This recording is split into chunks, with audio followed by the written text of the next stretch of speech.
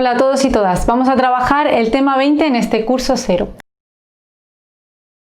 Bien, este tema 20 es importante, bueno, como en todos los temas, pero en este me gustaría hacer hincapié en cómo viene descrito en las bases de la convocatoria. Vamos a coger las últimas que tenemos, que son la convocatoria de 2020, del proceso selectivo de 2020, y realmente nos dicen que tenemos que saber en este tema 20 sobre los derechos humanos, que es el tema 20 de los derechos humanos, y concretamente de la Declaración Universal de los Derechos Humanos, del Convenio Europeo para la Protección de los Derechos Humanos y Libertades Fundamentales, la Convención o el Convenio contra la Tortura, el Protocolo Facultativo de la Convención contra la Tortura y luego el Mecanismo Nacional de Prevención dentro del Defensor del Pueblo.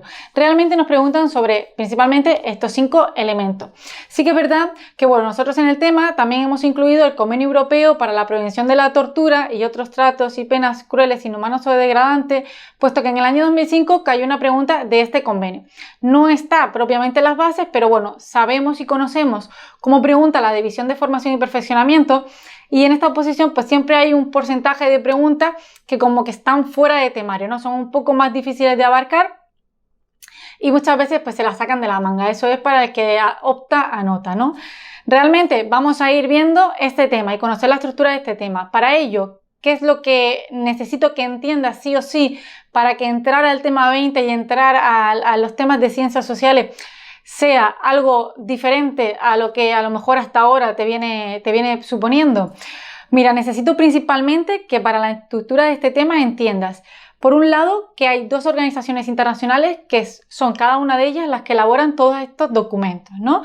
Entonces, claro, aquí directamente nos sueltan que tenemos que saber sobre la Declaración Universal de los Derechos Humanos, Convenio Europeo de no sé qué, Convenio de no sé cuánto. Bien, es importante que sepamos quién los ha hecho. Entonces yo siempre empiezo este tema explicando un poco de, no historia, pero sí la base necesaria para entender este tema. Y como esto es un curso 0, quiero que esto lo tengas claro.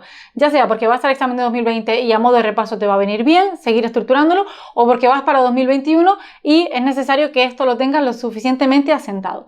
Primero, por un lado tenemos que diferenciar entre la ONU como organización internacional y en segundo lugar como el Consejo de Europa como organización internacional. Ambas dos son 2 organizaciones internacionales que trabajan en un plano pues territorialmente diferente. La ONU es una organización internacional, Organización de las Naciones Unidas, que surge en el año 1945 y que está formada actualmente por 193 estados, 193 países reconocidos por la ONU y que forman parte de esta organización. En cambio, el Consejo de Europa es una organización internacional también, surge en 1949 y está compuesta por 47 países. El área en el que se circunscriben es un poquitín diferente, ¿vale? La ONU es a nivel planetario, es a nivel general, pero el Consejo de Europa es a nivel continente europeo. Y en este punto necesito que entiendas o que sepas, bueno, recordar un poquitín de historia, del bachiller, incluso de la educación secundaria. El continente europeo es un continente conformado por 50 países, 50 estados, ¿no? El continente europeo a nivel geográfico está conformado por 50 países. De estos 50 países, ¿vale? Tenemos los euroasiáticos, Rusia, Kazajistán y toda esta gente. De todos estos 50 países, ¿cuántos conforman el Consejo de Europa como organización internacional? 47. Hay 3 que no, ¿vale? Bielorrusia, Kazajistán y la Ciudad del Vaticano. Es importante saber incluso cuántos miembros tiene el Consejo de Europa como organización internacional, porque cuando vayamos a estudiar el Convenio Europeo para la Protección de los Derechos Humanos y Libertades Fundamentales, cuando nos digan que se crea un Tribunal Europeo de Derechos Humanos y que este Tribunal Europeo de Derechos Humanos tiene el mismo número de jueces que el de altas partes contratantes, me está diciendo que tiene el mismo número de jueces que miembros tiene el Consejo de Europa. Por eso necesito saber cuántos miembros tiene el Consejo de Europa. Dicho esto, todas las cosas que yo os voy contando no es porque quiera soltar aquí el rollo patatero, sino porque realmente es importante tener clara esta base para poder entender el resto del tema. Bien, como te comentaba, en las bases nos piden pues bueno, una serie de documentos, Declaración Universal de no sé qué, Convenio de no sé cuánto y Convenio de tal y de cual. Bien, nosotros lo que hemos hecho, o yo personalmente lo que he hecho en este tema es distribuirlo en base a la organización internacional que lo elabora.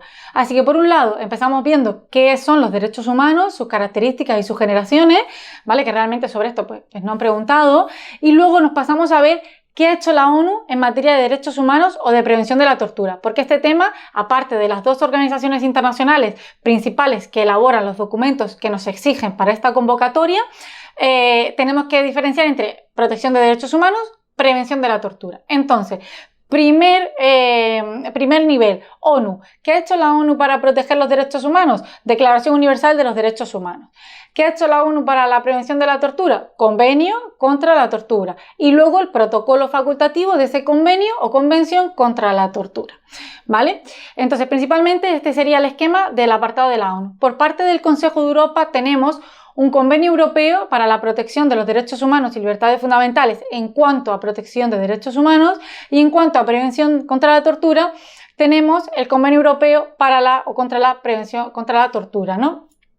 Tratos, penas crueles, inhumanos o degradantes. En definitiva, bueno, un rollo súper largo. En definitiva, es importante tener claro, por un lado la ONU y por otro lado el Consejo de Europa. ONU, Organización Internacional de las Naciones Unidas, con ámbito a nivel planetario, 193 países que la conforman. Consejo de Europa es una organización internacional dentro del ámbito del continente europeo, conformado por 47 de los 50 países que tiene el continente europeo. Dicho esto, otra cuestión que quiero tener clara, ¿vale? La diferencia entre declaración y convenio o convención en este caso, ¿vale? Una declaración es un documento que tiene fuerza moral, que no tiene obligatoriedad jurídica, que no es de obligado cumplimiento y que está aprobada porque hay una aceptación a nivel internacional, ¿no? Una aprobación a nivel de la comunidad internacional. En cambio, una convención es un documento también redactado, pero tiene más peso, ¿vale? Porque tiene fuerza jurídica, es de obligado cumplimiento, siempre hay un órgano que supervisa el cumplimiento de ese convenio o convención, necesita una ratificación por parte de los estados y tiene una fecha de entrada en vigor. Dicho esto, de todo lo que hemos visto, dentro de la ONU tenemos la Declaración Universal de los Derechos Humanos. ¿Qué me interesa a mí saber de la Declaración Universal de los Derechos Humanos y de la serie de otros documentos que vamos a ir viendo?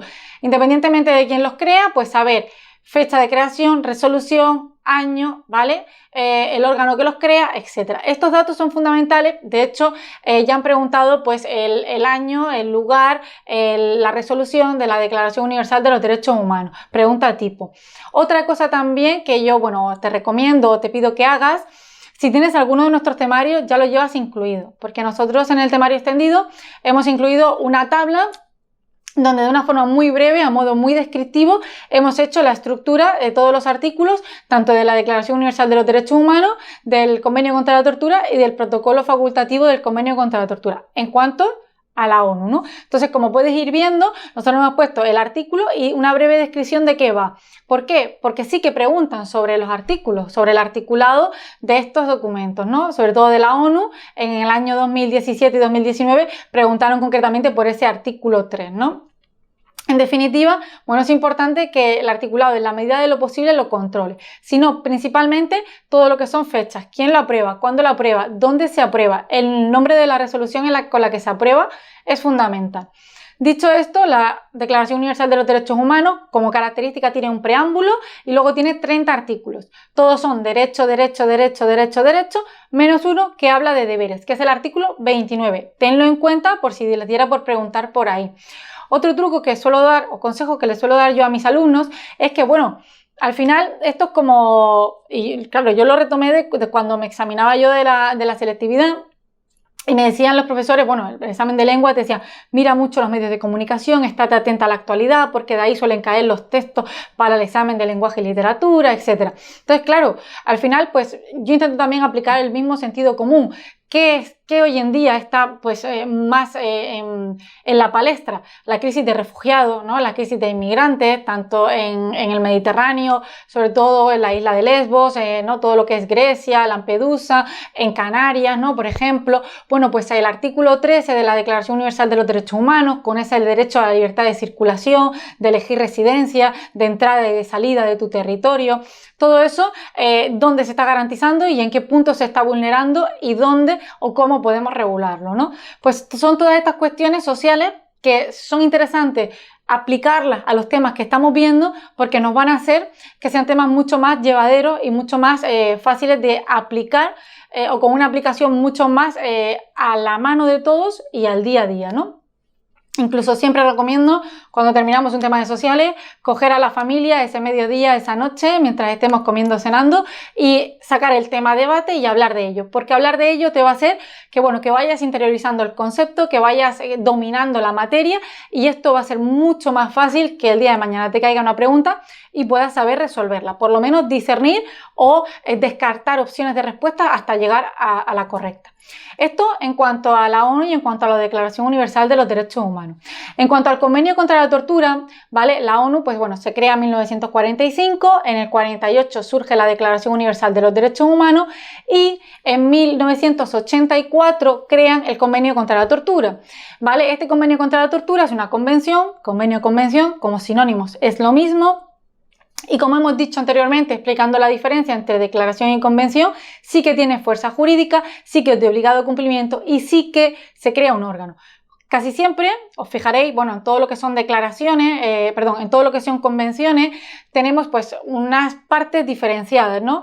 En este caso, pues una mera parte donde se regula el concepto de la tortura, qué es tortura, quién puede cometer tortura, dónde se cometen los actos de tortura, etcétera, ¿no? Los lugares de detención, etcétera. Luego una segunda parte donde se crea un órgano en concreto. En el caso del Convenio contra la Tortura, en su segunda parte, a partir del artículo 17, se crea el Comité contra la Tortura.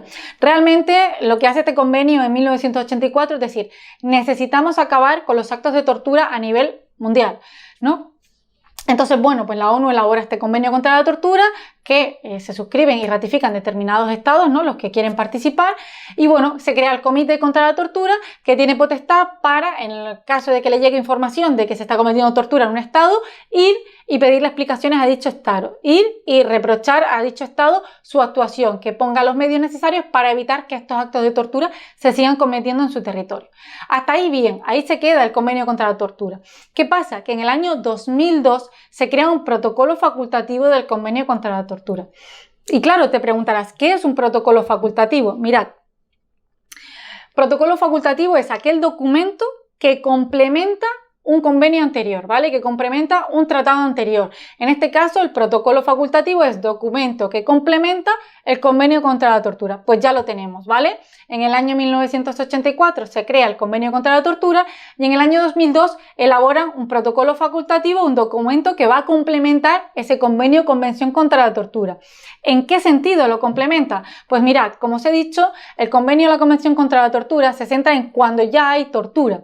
Pero claro, se les enciende la bombilla y en el año 2002 se dan cuenta de que es necesario no solo actuar cuando ya se ha cometido la tortura, sino prevenirla. Entonces, con este protocolo facultativo de la Convención contra la Tortura se crean principalmente dos órganos muy importantes, un subcomité para la prevención y luego a nivel nacional unos mecanismos nacionales de prevención que en España esa función es llevada a cabo por el Defensor del Pueblo. Vale, pues entonces estamos aquí, estamos que tenemos una Declaración Universal de los Derechos Humanos, genial, que se queda en nada, fuerza moral. Tenemos ya con peso jurídico un convenio contra la tortura que actúa con un comité contra la tortura que actúa cuando hay tortura y en el año 2002 crean un protocolo facultativo de la Convención contra la Tortura para prevenir principalmente. Entonces crean un subcomité para la prevención. Primero va a actuar el subcomité para la prevención. Si finalmente se produce tortura, que actúe el comité contra la tortura. Vale, este subcomité para la prevención, ¿cómo pretende prevenir? Pues mirad, básicamente yo me lo imagino como cuando yo cojo el coche para venir a la oficina y bueno, la señal pone 50, pero pues depende de lo justa que vaya de tiempo, le pisas un poquito más, ¿no? Vale, eso es genial si no ves ningún coche de la policía, de la Guardia Civil. En cuanto veas un coche de la policía, levantas el pie del acelerador y vas a 50, ¿no? Pues eso es, que en cuanto te vean, van a hacer las cosas bien. Eso es lo que pretende el Subcomité para la Prevención. El Subcomité para la Prevención pretende hacer visitas periódicas, ¿vale? A lugares donde se pueda producir tortura, es decir, a los lugares donde pueda haber personas privadas de libertad, ya sea un cuartel, una comisaría, un centro penitenciario, un CAR, un CETI, ¿vale? Un centro de internamiento de extranjeros, incluso un lugar de transporte de detenidos, ¿no? Imaginaros que tenemos un avión con inmigrantes que están flotando en Canarias para traerlo a la península. Pues ahí incluso podría ir el subcomité a hacer una visita para, o entrevistarse con esas personas y conocer la situación de las personas que están en ese momento privadas de libertad, ¿no? Importante, bueno, pues el Subcomité para la Prevención pretende prevenir haciendo visitas periódicas a los lugares donde puede haber personas privadas de libertad y donde los funcionarios pudieran cometer actos de tortura, porque el concepto de tortura es una definición propia de la persona que ejerce funciones públicas, ¿vale? Podría cometerlo solo la persona que ejerce funciones públicas. Dicho esto, el Subcomité para la Prevención inicialmente estaba formado por 10 miembros, pero claro, tener a 10 miembros todo el tiempo pululando por todo el mundo, pues es bastante complejo. Cuando 50 estados ratificaron el protocolo facultativo de la Convención contra la Tortura, entonces estos miembros pasaron de ser 10 a ser 25. Actualmente tiene 25 miembros el Subcomité para la Prevención. ¿Qué pasa? Que también el Subcomité para la Prevención, por mucho que tenga 25 miembros, no puede estar todo el rato visitando todos los lugares y llegar a todo.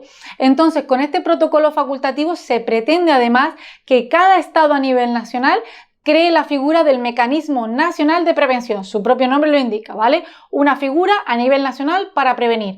En este caso, en España, esas funciones las lleva a cabo el Defensor del Pueblo. Se elabora la Ley Orgánica 1/2009 que modifica la Ley del Defensor del Pueblo, que es la Ley Orgánica 381/1981, añadiendo una disposición final única donde se le encomienda las funciones del Mecanismo Nacional de Prevención.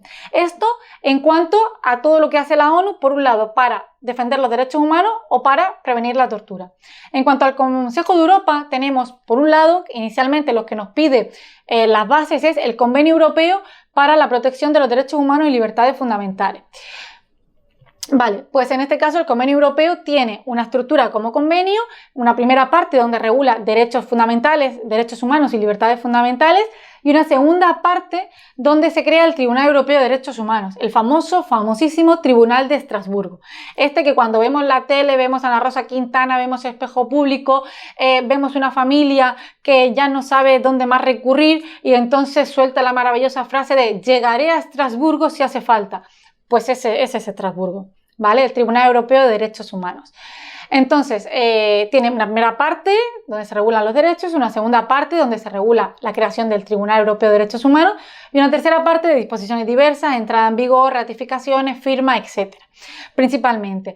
Luego tenemos, que nosotros hemos incluido en el temario, el Convenio Europeo para la Prevención de la Tortura y otros tratos, penas crueles, inhumanos o degradantes. ¿Vale? Técnicamente este no lo piden en las bases, pero como digo, se preguntaron en 2015 sobre él. ¿Qué pasa? Que bueno, que igualmente crea un comité europeo para la prevención de la tortura con este convenio europeo.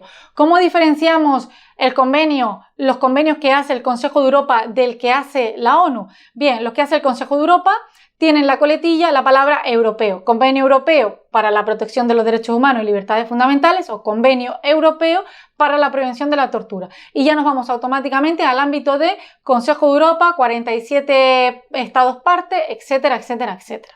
¿Vale? Es muy importante saber de dónde vienen cada uno de ellos para tener claro por lo menos su estructura. Esto nos va a facilitar mucho que las opciones de respuesta nos mezclen de unos con otros porque así vamos a saber rápidamente diferenciar.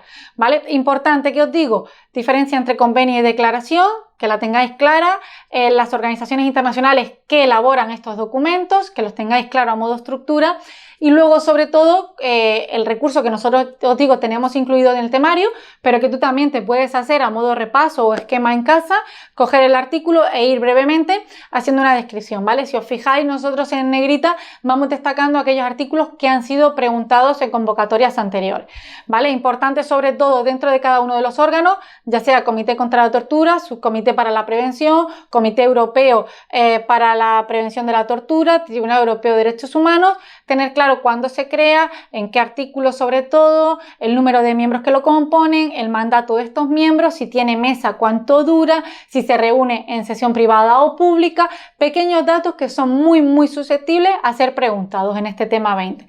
Por mi parte, pues bueno, darte las gracias por estar ahí un día más, esperando que estas clases, estas mini clases, pues te sirvan para aclarar ideas, para repasar o para sentar las bases, ¿vale? De lo que vamos a ir viendo de forma pormenorizada en el curso 24 horas o en cualquiera de nuestros cursos. Sobre todo, si quieres comentar alguna cosilla, pues ya sabes que tienes disponibilidad total para hacerlo. Muchas gracias por tu atención y nos vemos en otro vídeo. Adiós.